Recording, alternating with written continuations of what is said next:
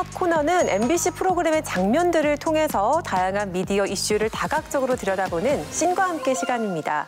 지난 한 달간 탐나는 TV 위원들이 주목한 장면은 무엇일지 궁금한데요. 먼저 예능 부문에서 함께 이야기 나눌 씬부터 확인해 볼게요. 김선영 위원이 준비했죠? 네, 저는 8월 19일 방송된 예능 프로그램 라디오스타에서 두 씬 골라봤습니다. 6.25 때 난리도 아니야.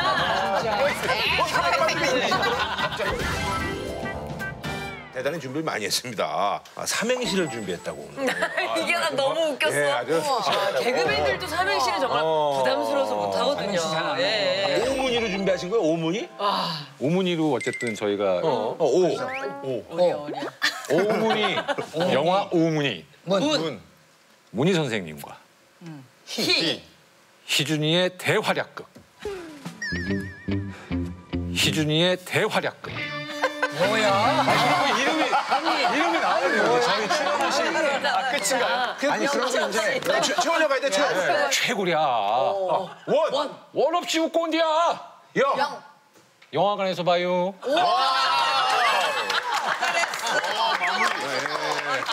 정말. 제작사에서 좋아하겠네. 제작사에서 좋아하겠네. 정말. 와, 닭가슴살 같아요. 정말 너무 담백해서. 이수지 씨는 여러 영화 소개 프로를 꾸준히 진행하고 있는데 이수지만의 포인트가 또 있다고요? 오문이 줄거리를 좀 받아간대 그러면 그 소개를 본인들도 못하는 건데 지금 본인들도 이거 어떻게 홍보하지 그래? 내 말이. 아유. 이수지가 네, 한번 해보겠습니다. 평화로운 금산마을. 불같은 성격의 가족 사랑도 뜨거운 이희준에게 하나뿐인 딸이 뺑소니 사고를 당했다는 청천벽력 같은 소식이 전해진다. 많이 놀라셨죠? 수지도 많이 놀랐습니다. 하지만 예기치 못한 순간 엄니 문희가 뜻밖의 단서를 기억해내고 이게 바로 기억력의 충신. 희준은 엄니와 함께 논두렁을 가르며 직접 뺑소니범을 찾아 나서기 시작하는데 아무도 못 잡으면 우리가 직접 잡는다. 예. 보고 싶어요. 아니, 저 영화 한 편을 본 것 같은데요, 지금. 영화 그러면 안 봐도 되겠는데? 이날 라디오스타에서는 시작은 늦었지만 현재 많은 활약을 펼치고 있는 스타들을 모아서 일명 는망주 특집을 선보였습니다. 많은 장면 가운데서 이 씬들을 선택한 이유가 있을까요? 예능 프로그램이 간접 광고라든지 홍보를 어떻게 녹여내야 되는가라는 그 고민을 굉장히 좀 잘 보여준 사례라고 생각이 들어서 가져왔어요. 이날 프로그램은 이제 는망주 특집으로 기획이 됐지만 최근 개봉한 영화의 홍보 방송이었다라는 거를 잘 알 수가 있었는데 그럼에도 제가 좀 긍정적으로 생각했었던 이유는 노골적인 홍보라도 이 프로그램에 어떻게 자연스럽게 예능적인 장치로 녹여낼 것인가가 굉장히 중요한데 가령 이제 최원영 씨가 영화 제목과 출연자들의 이름으로 삼행시를 지었는데 진행자들의 그 감상을 마치 영화 홍보 문구에 쓰이고 있는 그 짧은 평처럼 구성을 해서 그 영화 홍보의 성격과 이 프로그램의 재미를 같이 좀 조화를 시켰다고 봤고요. 그리고 이수지 씨 같은 경우 결국에는 이 영화의 내용을 소개하는 홍보였지만 또 이수지 씨의 개인기기도 했기 때문에 시청자들이 좀 굉장히 좀 재미있게 보지 않았을까. 홍보의 목적을 띠고 있더라도 그 프로그램의 성격과 얼마나 자연스럽게 잘 부합을 하는가 이 점에 있어서 제작진의 고민이 드러난 씬이었다라고 생각을 했습니다. 다른 위원들은 이 씬 어떻게 봤을까요? 예능 프로그램에 이제 배우나 뭐 가수들이 나와서 자신의 신작을 홍보하는 것은 이제 너무 널리 알려져 있는 어떤 방송가의 관습이기 때문에 자연스럽게 녹여낸다고 해도 그것이 홍보가 아니라는 걸 모르지 않습니다. 그래서 그럴 경우에 이제 시청자들이 이 장면을 뭐 불편함 없이 즐겁게 보려면 두 가지 요소가 있어야 되는데 하나는 이것이 그냥 홍보라는 것을 알리는 솔직함, 다른 하나는 그런데 우리는 홍보를 좀 약간 진지하게 해보겠다라는 성의, 이 두 가지가 만족될 때 아 이것이 정말 재미있는 이 프로그램이다라고 인식할 수 있는 것 같아요. 결국에는 그 는망주 특집이라고 하는 기획을 붙이는 게 중요하다고 생각하거든요. 사실 는망주라고 하는 거는 좀 임의적인 그 묶음이죠. 하지만은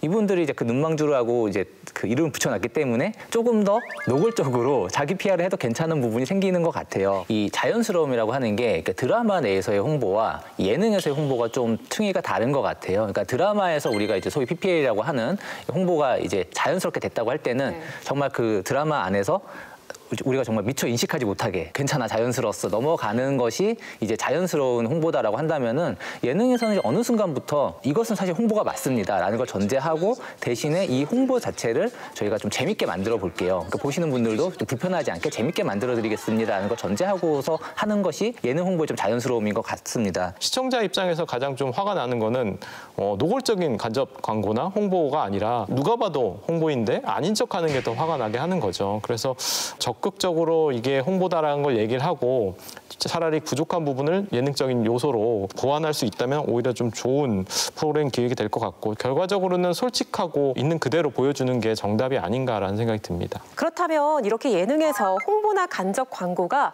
프로그램의 성격과 조화롭게 잘 어우러졌던 사례가 있을까요? 저는 복면가왕의 한 장면이 생각나는데요.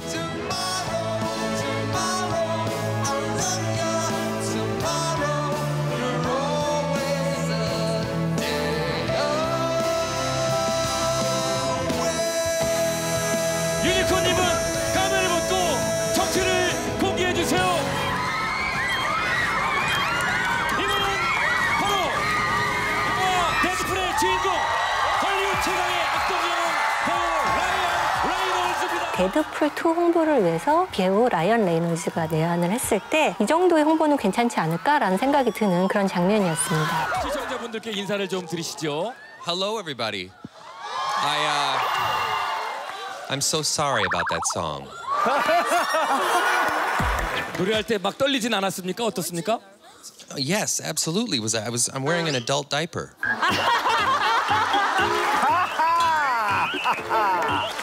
뭐 이것이 너무 홍보다 약간 거부감 든다 이런 생각보다는 정말 성의 있다.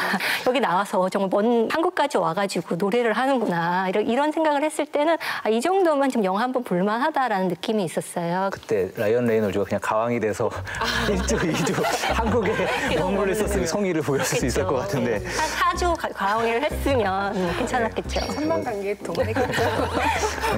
저희 이제 백파더 5회 한 장면이 기억이 나는데 어떻게 보면 이제 생방송 가운데서 NG가 날 수 있는 그런 상황을 되게 홍보랑 자연스럽게 연결을 시킨 건데 집에 마요네즈 있죠, 마요네즈. 샌드위치 할 때 빵에다 발라서 이렇게 먹잖아요. 네.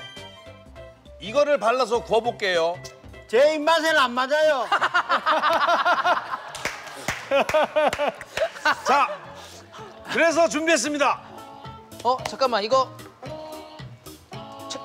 청양고추 제가 좀 씻어올까요? 씻은 거요? 아니요 이거 저희 그거예요. 뭐? 예. 자 그럼 제가 고추를 안 씻었네? 자 제가 청양고추를 한번 씻어볼까요? 깜빡 잊고 고추를 안 씻었네? 자 여기 정수기가 있습니다. 자 일단은 먼저 정수기가 있었어 뒤에? 네. 우와. 과일 모양이 있는 세척 버튼을 눌러서요. 자 1차적으로 씻습니다. 그럼 내가 마요네즈 내가 발라야 되잖아. 자 이렇게 아주 깨끗한 청양고추. 자 선생님. 그거 되게 손쉽구만. 이렇게 깨끗해졌습니다. 자. 선생님 때문에 저희 제작비 날아갈 뻔했잖아요. 두 분이 이건 여기부터는 이제 광고입니다라는 걸 알려주듯이 좀 어색한 상황극 같은 걸 연출하면서 NG 자체도 프로그램의 한 성격으로 삼을 수 있는 그 생방송의 약간 굉장히 예측 불가능한 그런 성격과 또 잘 맞아떨어져서 재미도 있었고요. 시청자로 하여금 이게 여기서부터는 광고다라는 그 경계를 명확하게 인지시켜준 그런 신이었기 때문에 시청권을 방해받는다 이런 생각이 아니라 나에게 선택권을 주는구나라고 느낄 수 있어서 좀 긍정적인 사례였던 것 같아요. 네, 소위 뒷광고 논란이 화두가 되고 있는 요즘에 간접 광고나 홍보 이슈를 대하는 예능 프로그램의 자세도 보다 솔직하되 재치 있게 계속해서 변화를 거듭해 나가는 듯합니다. 이어서 다음 신 이야기 나눠볼게요. 시사 보도 부문에서 함께 이야기 나누시는 위근우 의원이 준비했죠? 예, 저는 지난 8월 5일 방송된 뉴스데스크 오늘 이 뉴스에서 한 씬을 꼽아봤습니다. 네, 이어서 오늘 이 뉴스 전해드리겠습니다. 매년 기발한 아이디어의 졸업사진으로 화제가 되고 있는 학교가 있죠. 경기도의 한 고등학교인데요. 올해도 역시 재치 만점 학생들의 패러디, 기대를 저버리지 않았습니다. 트렌드에 민감한 10대들답게 학생들의 패러디 1순위는 핫한 스타들인데요. 요즘 최고의 인기 그룹 싹쓰리를 패러디한 이들은 볼쓰리라는 이름을 내걸고 과감한 포즈까지 따라했습니다. 최신형 폴더블 휴대폰과 게임 속 경주차. 우주 대스타를 꿈꾸는 스타 연습생 펭수인데요. 이 친구 펭수 맞는 거죠? 가장 큰 관심을 모은 건 역시 독립운동가들을 패러디한 사진이었습니다.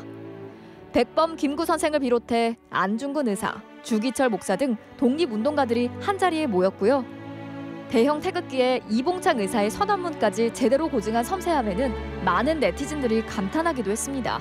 학생들에게는 학교 생활의 마지막 추억을, 보는 사람들에게는 즐거움을 준 패러디 졸업 사진들. 내년엔 또 어떤 패러디로 찾아올지 벌써부터 기대됩니다. 오늘 이 뉴스였습니다. 네, 뉴스데스크의 이 씬에 특별히 주목한 이유가 있을까요? 사실 봤을 때는 되게 흐뭇하고 재밌는 뉴스죠. 오보도 아니고요. 근데 보여진 것 외에 여기서 안 보여진 것이 무엇이었냐, 그것이 이제 문제였다고 생각을 하는데요. 이번에 저희 소개됐었던 그 졸업사진에서 관짝소년단이라고 하는 이제 그런 그 가나의 장례 문화를 이제 패러디한 그 사진이 있었는데 흑인 분장을 한다고 얼굴을 까맣게 칠해서 소위 블랙페이스 논란, 이제 흑인 희화화가 아니냐라는 논란이 벌어졌어요. 학생들이 어떤 악의적으로 한 건 아니었겠죠. 아니었겠지만은 그 얼굴을 검게 칠하는 분장이라는 것이 흑인들에 대한 희화화가 될 수 있다. 그리고 어쨌든 차별적 맥락이 생길 수 있다라고 하는 논의는 계속 나왔던 부분이 있었거든요. 근데 8월 5일 뉴스데스크 저녁 방송에서 굉장히 즐겁고 흐뭇한 것만 있는 것처럼 보도를 하는 거는 저는 좀 게이트키핑의 문제가 아닌가라고 생각을 했고, 모든 게 다 팩트지만은 이 팩트만 보도했을 때 사실은 누적되어 있는 어떤 잘못된 부분들에 대해서 침묵하는 게 될 수 있다. 오히려 진실이 가려질 수 있다라는 걸 보여준다는 면에서 이 씬을 골라봤습니다. 네, 다른 의원들은 뉴스데스크 오늘 이 뉴스에서 다룬 해당 보도 어떻게 봤을까요? 결국에는 이 뉴스의 화제성을 너무 좀 집중하다 보니까 결과적으로 이 뉴스가 가지고 있는 사회적 의미라든지 그 파급력에 대해서 주목하지 못했지 않았나라는 생각이 들고요. 이게 이제 최근에 뉴스나 어떤 저널리즘 프로그램 보면은 오락적인 요소를 가미해가지고 쉽게 뉴스를 전달하려는 형식적인 연성화가 굉장히 많이 이루어지고 있거든요. 저는 뭐 형식에 있어서의 이런 뭐 연성화는 충분히 이루어져도 좋고 또 그렇게 가야 된다고 생각을 하는데, 내용적인 부분에까지 연성화가 되는 거에 대해서는 조금 우리가 고민해 볼 필요가 있다고 생각을 해요. 이렇게 가벼운 뉴스가 있다는 것 자체는 우리가 뭐 나무랄 수 있는 것은 아니고, 뉴스에서 사람들이 그냥 많이 이야기하는 것에 대한 그런 화제성을 공유하는 것도 가능은 한데, 이미 이 특정 고등학교의 졸업사진이 화제가 된 것은 하루 이틀의 문제가 아니고 뭐 계속 오랫동안 있었기 때문에 아주 새로운 이슈도 아니에요. 그런데 올해도 이렇게 재치 만점 졸업사진이 있었다라고 조망하면서 사람들이 지금 많이 하고 있는 이야기들은 빼버렸다는 것 자체는 그냥 이 뉴스의 어떤 가벼운 속성에만 집중을 하지 않았나라는 느낌이 들고요. 사실 이제 이 뉴스 전체의 구조를 보면 SNS에 올라왔던 사진이라든가 영상이라든가 이런 것들을 보도를 하고, 그 다음에 독립운동가의 코스프레를 했던 학생을 전화 인터뷰를 했어요. 독립운동가분들을 하다 보니까 부담이 많았거든요. 직접 대한민국 역사박물관에 일단 전화를 해서 대한민국 임시의정원 태극기에 대한 이미지 정보를 얻었고요. 아주 최소한의 취재를 한 뉴스라고 말할 수가 있는데요. 사실 SNS에서 화제가 됐다고 해서 많은 경우에 그것이 거기서 끝이 아니라 다양한 맥락이 존재할 수 있는데, 그 부분에 대한 언급이 전혀 없다는 것은 좀 아쉬운 점입니다. 최소한 이상의 취재를 통해서 더 약간 맥락을 부여할 수 있는 방향이 되어야 전체 어떤 뉴스 프로그램 안에서도 의미 있는 보도가 되지 않을까 싶습니다. 네, 이어서 다음 장면 만나보겠습니다. 드라마 부문에서 함께 이야기 나눌 씬은 박현주 위원이 준비했죠? 네, 제가 골라본 씬은 지난 8월 17일 방송한 드라마 연애는 귀찮지만 외로운 건 싫어의 두 씬입니다.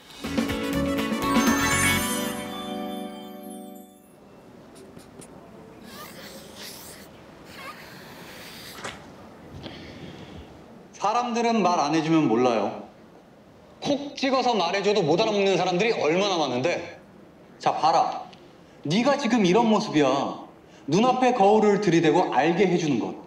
자기 모습을 이 관찰자가 돼서 바라볼 수 있게 하는 심리치료 기법. 이런 걸 무슨 기법? 소리 질러! 거울 기법! 여러분이 몸만 챙기지 말고 마음도 챙기길 바라면서 오늘 강의 마치겠습니다.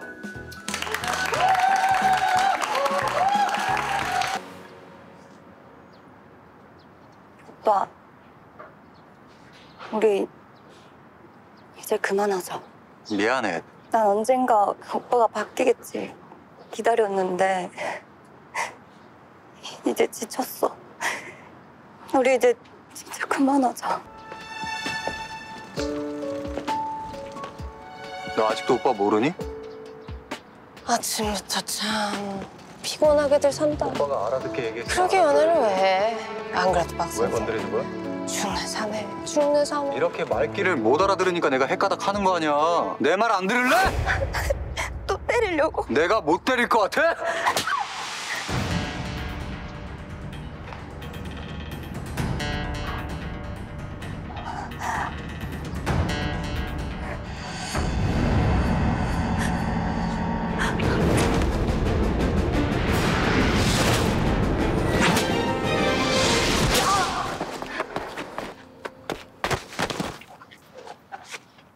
내 머리통. 뭐야 이거? 어떡해. 저기요, 저희는 지금 그쪽이 생각하는 그런 게 아니라 한마디로 말하자면 사이코. 사이코? 와, 아니 눈 하나 끔찍 안 하고 자기 입으로 사이코라네. 빨리 여자친구한테 사과해. 못해? 잠깐. 하고. 지금부터 내가 해주는 말 잘 듣고. 말 맞네. 네, 특별히 이 씬들에 주목한 이유가 있을까요? 네, 처음 장면에서는 이제 남자 주인공인 차강우가 정신과 의사로 나오는데요. 그래서 자신이 주로 이용하는 거울 기법이라고 불리는 그런 어떤 치료 방식에 대해서 설명을 합니다. 근데 두 번째 장면은 이 거울 기법을 이용한 사이코 드라마라는 다시 또 기법을 이용해서 이 환자를 치료하는 장면인데요. 두 번째 장면에서 문제가 되었다고 본 점이 두 가지인데요. 하나는 진료실 밖에서 이 사이코 드라마를 진행했다는 점입니다. 이런 것이 실제 가능한 것인지 이제 자료를 찾아보니까 이렇게 진료실 바깥에서 치료를 하는 것은 위험하다. 왜냐하면 감독할 사람이 없기 때문에 의사가 환자에게 어떻게 하는지는 진짜 아무도 알 수 없는 거잖아요. 두 번째는 뭐냐면 사이코 드라마를 이렇게 할 경우에는 반드시 뭐 대역이 있거나 혹은 이중자가 있어서 환자가 제대로 반응을 못할 경우에 대신 해줘야 되는 사람이 있는데 사실 이 경우에는 두 사람만 이렇게 하고 있잖아요. 이 장면을 비롯해서 이제 이 드라마에 묘사되는 정신과 의사들에 대해서 생각을 해볼 수가 있겠는데요. 주인공이 아무래도 멋있어야 되고 특별한 캐릭터가 있어야 되니까 정신과 의사를 조금 더 남다른 정신과 의사로 묘사하려고 하는 시도들이 있습니다. 주인공 차광우가 운영하는 정신병원 이름도 좀 다른 병원이라고 되어 있거든요. 그러니까 나는 다르다는 거죠. 하지만 실제로 어느 정도의 가이드라인 하에서 치료가 이루어져야 되는데 그렇지 않았고요. 정신과 치료 자체에 대해서 오해를 불러일으킬 수가 있다는 것이죠. 이런 것들을 그냥 뭐 로맨틱 코미디의 한 장치처럼 소비한다는 것은 문제가 아닐까 싶어서 이 두 장면을 골라봤습니다. 네, 그렇다면 다른 위원들은 이 씬을 어떻게 봤을까요? 정신과 의사가 왜 갑자기 이렇게 드라마에 많이 출연할까라는 생각이 들어요. 최근에 종영한 뭐 저녁같이 드실래요 같은 경우에 주인공이었던 남자 주인공도 정신과 의사였고 그다음에 그 남자의 기억법이나 부부의 세계에서도 정신과 의사가 굉장히 중요한 조연으로 나왔단 말이죠. 생각해보면 결과적으로 정신과 의사라는 캐릭터 자체가 굉장히 중요한 장치로서 효과적인 측면이 있는 것 같아요. 그런데 그 이면에 정신과 의사가 가지고 있는 우리 사회에서의 위치라든지 어떤 관점에 대해서는 조금 고민이 좀 부족한 거 아닌가라는 생각이 들어요. 말씀해 주신 것처럼 새 시대의 슈퍼히어로처럼 등장을 하는 것 같은데 지금 사회적으로 정신과 의사에 대한 그런 관심이나 이런 건 높아졌지만은 제대로 된 지식이나 어떤 사회적 합의가 되게 부족한 상태거든요. 보면서도 뭐가 문제인지 잘 모르는 거죠. 굉장히 왜곡된 정보들이 많고 오해도 되게 많은 영역인데 그런 상황에서 저런 드라마가 나왔을 때는 정말 현실에 대한 왜곡을 불러일으킬 수 있다는 면에서 문제라고 생각합니다.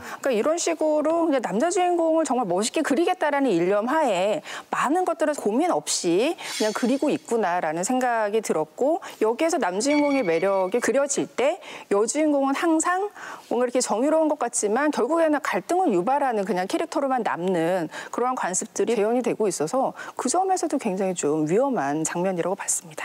네, 최근에는 인물이 가진 직업의 현실을 충실히 반영한 드라마가 또 늘어나고 있는 추세입니다. 그렇다면 이렇게 직업의 디테일한 묘사로 큰 공감을 얻었던 드라마에는 어떤 것들이 있었을까요? 현실을 좀 제대로 반영했다라고 생각이 드는 건 전 제2본부의 미스 함무라비에서의 판사들의 모습이었어요. 판사 세계의 어떤 위계 질서를 보여주는 장면들이 곳곳에 좀 잘 들어가 있어요. 뭐 예를 들면 엘리베이터가 왔는데 누구 하나 먼저 타지 않고 가장 기수가 높은 판사님이 탈 때까지 기다리는 거죠. 눈치만 막 보죠. 이게 어떻게 보면은 뭐 위계 질서가 좀 굳건한 조직에서 대부분 나타나는 부분들인데 그런 부분들 드라마에 잘 그려지지 않는데 그런 것도 좀 반영한 것도 재미있었고 작가분 자체가 현직 판사 하나였기 때문에 어떤 부분에 좀 집중을 해서 그리려고 했는지가 좀 명확하게 드러나는 것 같아요. 현실 법정을 제대로 그리지 못하고 있다는 거죠. 크게 두 가지인데 현실 법정에 판사봉이 없는데 영화나 이런 데서는 판사봉을 많이 나타난다는 거. 두 번째는 검사랑 변호사 불러서 판사가 대충 좀 합의해 뭐 이런 식으로 넘어간다는 것. 그런 것들이 현실 법원에서는 거의 일어나지 않고 없는 장치들인데 재미를 이끌어내기 위해서 사용한다는 거죠. 그런 부분에서 이 드라마가 어떻게 보면 판사뿐만 아니라 법원의 현실을 가장 비슷하게 그려놨다고 해서 호평을 좀 받고 있는 것 같습니다. 디테일이라고 하는 게 이제 고증의 문제일 수도 있다고 생각을 하는데 저는 이제 또 이 직업의 공익적 성격과 이걸 먹고 사는 사람으로서의 추구 사이에서 갈등하는 부분들이 좀 중요하다고 저는 생각을 해요. 저는 그 부분에서 제2본부에서 라이프라고 하는 드라마에서 묘사했었던 의사 직군이 좀 굉장히 흥미로웠던 것 같은데요. 의료 민영화를 앞둔 상황에서의 그 의사들과 이제 그 재벌 간, 권력 간의 어떤 그 다툼을 다루는데 여기서 그냥 우리가 쉽게 생각하면은 당연히 이제 의료 민영화를 하려는 이제 이쪽 세력이 나쁜 사람들이고 이 한쪽에서는 정말 이제 숭고한 의사 세계가 있을 것 같지만은 이 작품에서 그렇게 그리진 않아요. 서로 각자의 입장이 있고 그 와중에 정말 의사는 본인의 공익적 성격도 있지만은 사실은 본인의 기득권을 놓기 싫어서 또 이제 그 의료 민영화에 대항하는 부분들도 있는 거거든요. 의료 시장을 둘러싼 논쟁이 이런 거구나라는 걸 좀 잘 보여주는 그런 장면이었던 것 같습니다. 일단 드라마에서 직업이 묘사될 때는 어떤 직업도 그렇게 정확하지는 않다라고 저희가 생각을 해야 될 것 같아요. 픽션의 장치에 의해서 재생되는 것이기 때문에 분명히 허구적인 요소가 들어가거나 약간 파격적인 요소가 들어가게 됩니다. 시청자들도 그것을 모르지 않고요. 근데 중요한 것은 뭐냐면 아무리 새로운 장치를 쓴다고 하더라도 그것이 직업의 본질을 해쳐서는 되지 않겠는가라는 그런 합의는 어느 정도 있는 것 같은데요. 그런 의미에서 이제 작년에 MBC에서 방영되었던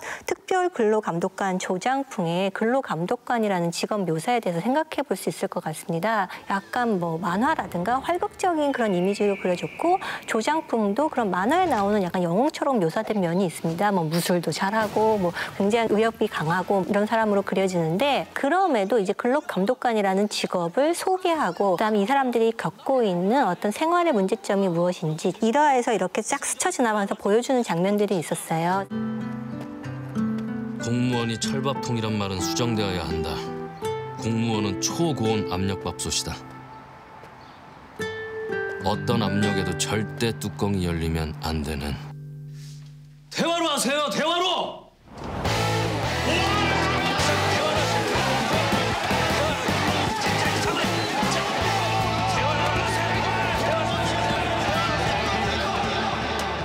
현장 조사 나왔습니다. 업무 도중에 부당한 폭행을 당했다는 직원분의 제보가 있습니다. 이거 뭐냐?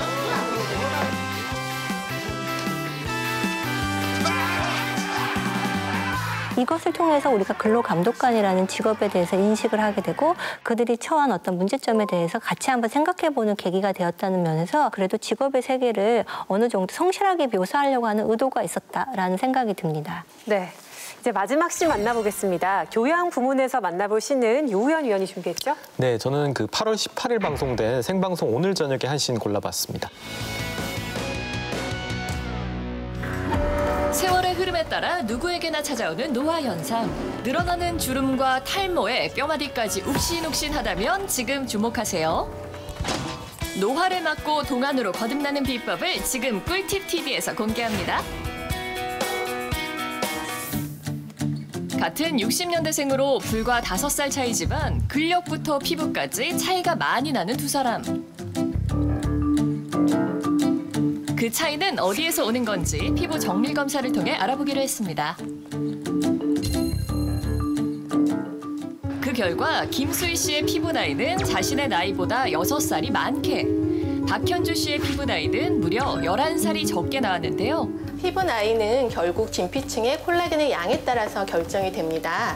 진피층의 콜라겐이 잘 보존되게 되면은 모공을 조여주어서 크게 도드라지지 않고요. 또 탄력도가 유지되기 때문에 굵은 주름도 보이지가 않습니다. 콜라겐이 감소하면은 피부뿐만 아니라 고혈압, 골다공증, 퇴행성 관절염, 치주염 등 여러 가지 전신 질환을 유발할 수 있습니다. 박현주 씨의 동안 비법을 더 알아내기 위해 집을 찾아가 봤는데요. 제 동안 비법은요, 바로 이 저분자 PC 콜라겐이에요. 4년 전부터 매일 섭취해왔다는 저분자 PC 콜라겐. 갱년기로 몸의 균형이 무너지기 쉬운 50대. 이 PC 콜라겐이 그녀에겐 어떤 도움이 됐을까요? 폐경이 되면서부터 뭐 주변에서 콜라겐이 많이 무너진다고 해서 먹기 시작을 했는데 제가 요즘 피부 좋다는 얘기를 듣고 있는 거 보면 저는 효과가 있다고 생각을 해요. 네, 이 씬에 주목한 이유가 뭘까요? 예, 이 씬 같은 경우에는 노화 방지에 있어서 콜라겐 섭취 굉장히 중요하다는 것을 강조하기 위해서 60년대생의 두 여성분을 피실험자로 해서 피부 나이를 검사하는 장면을 그 주장에 대한 근거로 활용하고 있어요.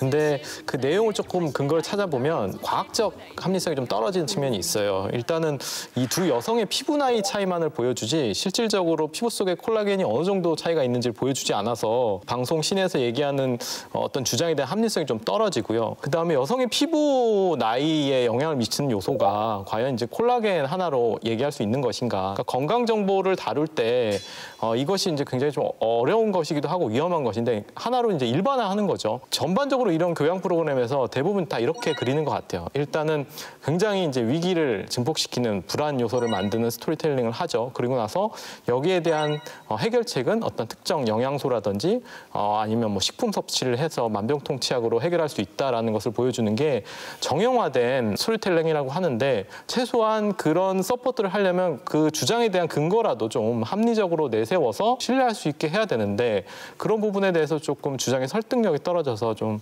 아쉬움이 많이 남았습니다. 네, 모든 여성들의 고민 노화라는 주제로 꾸려진 이번 방송. 다른 위원들은 이 씬 어떻게 봤을까요? 설득력이 부족했다라고 말씀하셨는데 왜냐하면 없는 설득력을 만들려고 했기 때문에 그렇다고 생각을 해요. 콜라겐 섭취를 했을 때 실제로 그것이 뭐 피부나 이런 데 도움이 되냐고 하는 거는 검증된 수준은 나오지가 않고 있거든요. 그런 상황에서 설득력을 만들려고 하니 정말 거짓된 스토리텔링을 만들 수밖에 없었던 거죠. 일단 이 코너의 제목이 모든 여성들의 고민 노화였어요.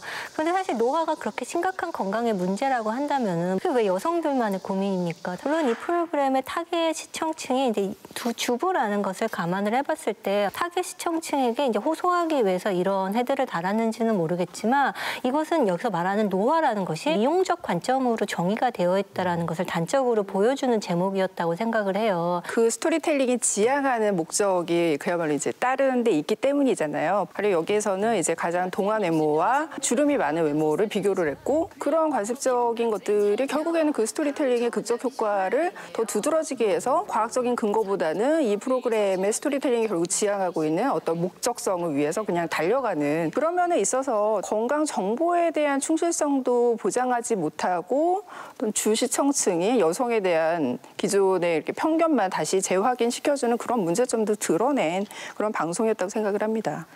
TV 프로그램 속 장면들을 되짚어 보면서 그 의미를 다각적으로 들여다본 씬과 함께 다음에도 더 깊이 있고 다양한 씬들로 다시 만나 뵙겠습니다.